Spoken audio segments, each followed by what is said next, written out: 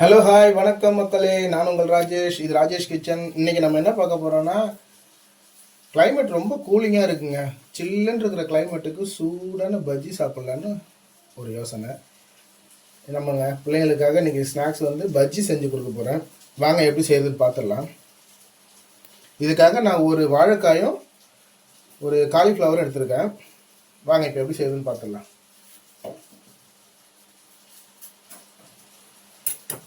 First வாழைக்காவை சுத்தம் பண்ணி சீவி எடுத்துக்கலாம்.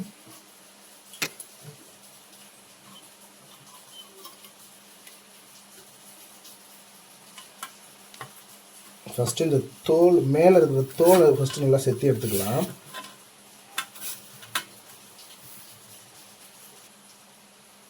வாழைக்காயை நான் சுத்தம் பண்ணி சீவி எடுத்துக்கிட்டேங்க. அடுத்தது காலிஃப்ளவர், இதையும் சுத்தம் பண்ணி எடுத்துக்கலாம்.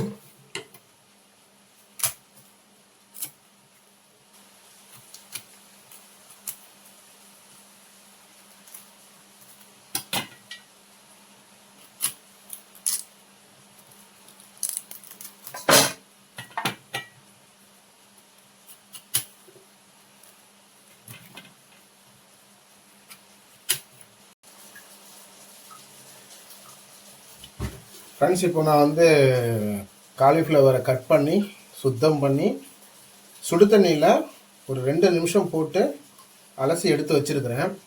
தண்ணி வடிகட்டி வச்சுட்டேன். அதை வீடியோவில் காட்ட முடியல. இப்போ இதில் எடுத்துக்கலாம். நம்ம சேனலை சப்ஸ்கிரைப் பண்ணுங்கள், சப்ஸ்கிரைப் பண்ணிக்கோங்க. கூட இருக்கிற பெல் சிம்பிளை கிளிக் பண்ணி ஆல் கொடுத்துக்கோங்க. அப்போ தான் நான் போடுற வீடியோஸ் உடனே உங்களுக்கு நோட்டிஃபிகேஷனாக வரும்.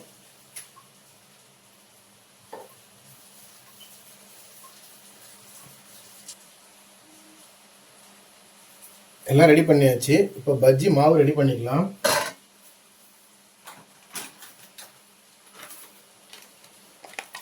இப்போ கடல மாவு சேர்க்குறேன்.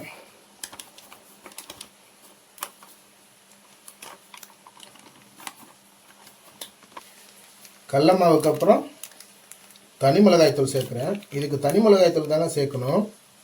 நம்ம வீட்டில் இருக்கிற குழம்பு வைக்கிற மிளகாய்த்தூள் போட்டோம்னா அது டேஸ்ட் நல்லா இருக்காதுங்க. அப்புறம் சால்ட்டு தேவையான அளவு போட்டுக்கோங்க.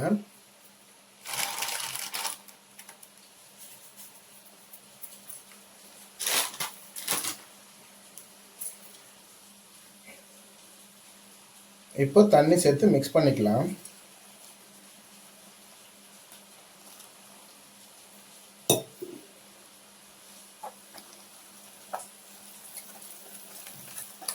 தண்ணி அதிகமாக விட்டுறாதீங்க ஃப்ரெண்ட்ஸ்.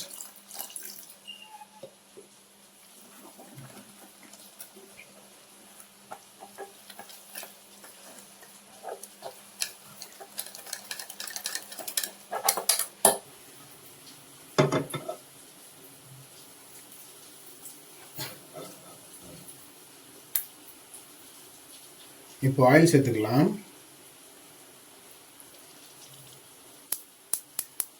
வாங்க, ஆயில் சூடாயிருச்சு. பஜ்ஜி போட்டு எடுத்துக்கலாம்.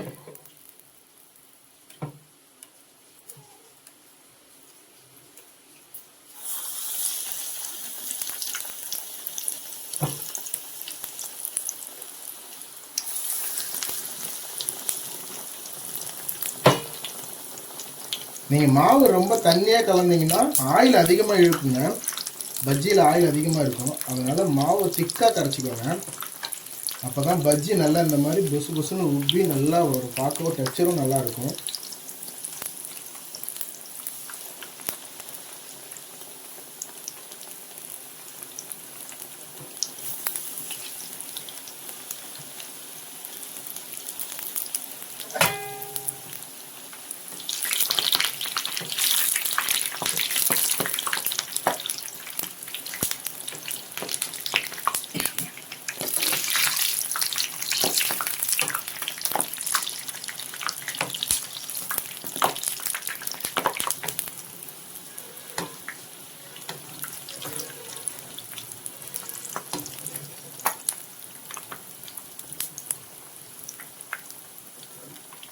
அவ்வளோதாம்மா, பஜ்ஜி சமைச்சாச்சு.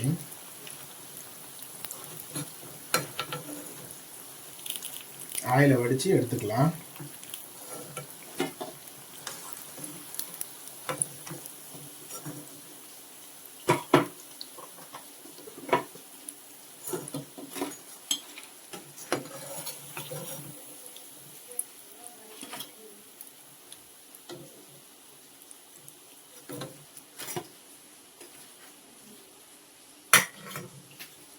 இப்போ பார்த்தீங்களாம்மா பஜ்ஜியோட டெக்ஸ்சர் எப்படி இருக்குது பார்த்தீங்களா?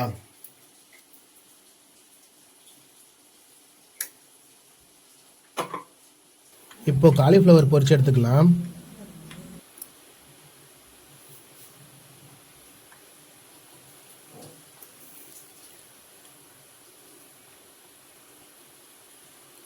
ஆயில் சூடாயிருச்சு. இப்போ பஜ்ஜி மாவில் போட்ட காலிஃப்ளவரை எடுத்து ஒன்று ஒன்றா போட்டுக்கலாங்க.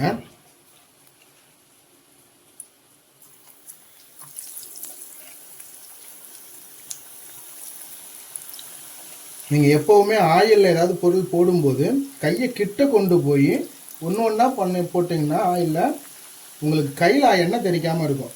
நீங்கள் தூரமாக மேலே இருந்து போட்டிங்கன்னா அது எண்ணெயில் விழுந்து எண்ணெய் உங்கள் கையில் கண்டிப்பாக தெரிக்க வாய்ப்பு அதிகமாக இருக்குங்க.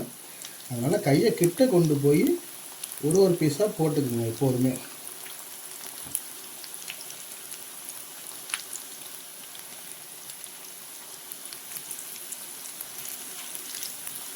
இது அப்படியே ஒரு நிமிஷத்துக்கு வேகட்டுங்க. இப்போ அப்படியே பரட்டி போட்டுக்கலாம்.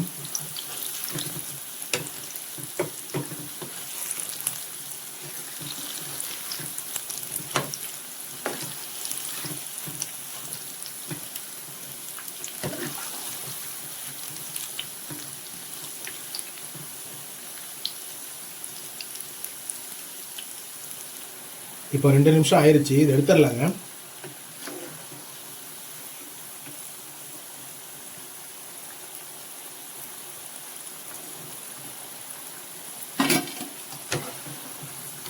நீங்களும் உங்கள் வீட்டில் இது போல் செஞ்சு பார்த்து சாப்பிட்டு எப்படி இருக்குன்னு கமெண்ட்ஸில் சொல்லுங்கள்.